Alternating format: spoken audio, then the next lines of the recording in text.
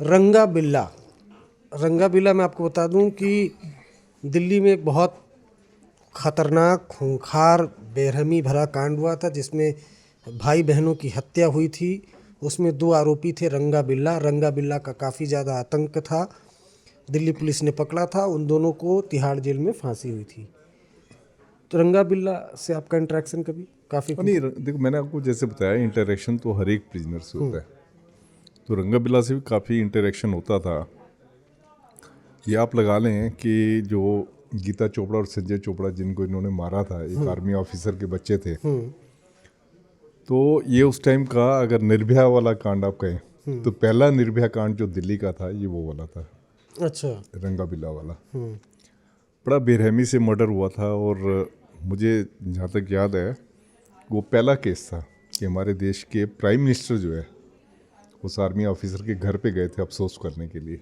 और जनता का इतना रोष था, बेहद तगड़ा रोष, जैसे निर्भया के केस में जनता का रोष था, तो उसमें भी मैंने देखा था जनता का बहुत रोष था।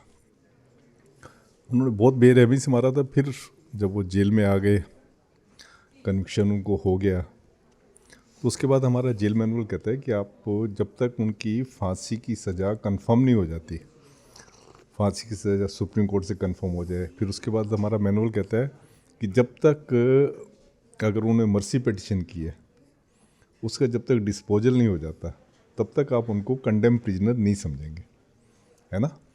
मतलब तब तक आप उनसे काम वगैरह भी ले सकते हो, सिक्योरिटी रीजन से आप सिक्योरिटी स्टेप्स लोगे, पर किसी भी प्रिजनर से जब तक उसकी मर्सी पिटिशन रिजेक्ट नहीं हो जाती प्रेसिडेंट से, तो आप उससे काम वगैरह एक आम कन्विक्ट की तरह ट्रीट कर सकते हो जी।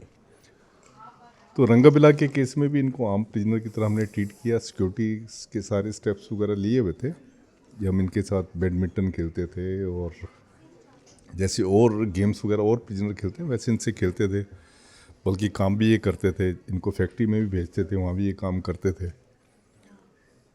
तो उनको जो ब्लैक वारंट जो है दिल्ली की कोर्ट से उनका जब इशू हुआ, तो उसके बाद जब 2 हफ्ते पहले हमने जैसे ब्लैक वारंट इशू करवा लिया था,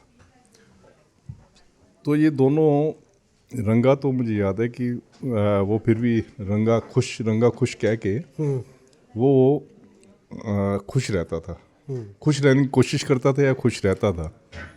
बिल्ले को हम जब भी देखते थे वो बड़ा उदास रोता रहता था। बिल्ला रंगा को कहता था कि इसने मुझे फंसा दिया, रंगा कहता था बिल्ला ने फंसा दिया। एक दूसरे को दोष ये देते रहते थे। तो इनकी जब फांसी हुई तो रंगा बहुत थिन बिल्ड था, बहुत पतला था वो। तो जब इनकी फांसी हुई तो हमारा कानून ये कहता है कि जैसे आप फांसी पे लटकाओगे तो उसके 2 घंटे बाद जो है डॉक्टर एग्जामिन करेगा, डॉक्टर एग्जामिन करके वो उनको डेड डिक्लेयर करेगा। तो डॉक्टर ने जब एग्जामिन किया उसने बिल्ला को तो डेड डिक्लेयर कर दिया। उसने रंगा को कहा कि इसमें अभी जान है। अच्छा। हाँ, अब क्योंकि बड़ा थिन ब्रीड था तो उसने सांस वगैरह कोई रोक ले अपनी, तो फिर उसकी आराम से प्राण नहीं निकलते।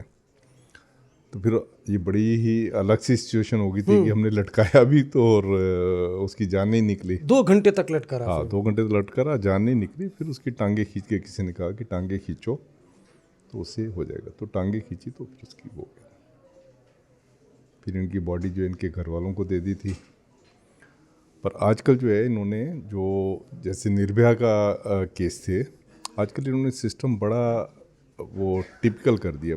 उसमें सुप्रीम कोर्ट ने काफ़ी सारी गाइडलाइंस इशू कर दी हैं।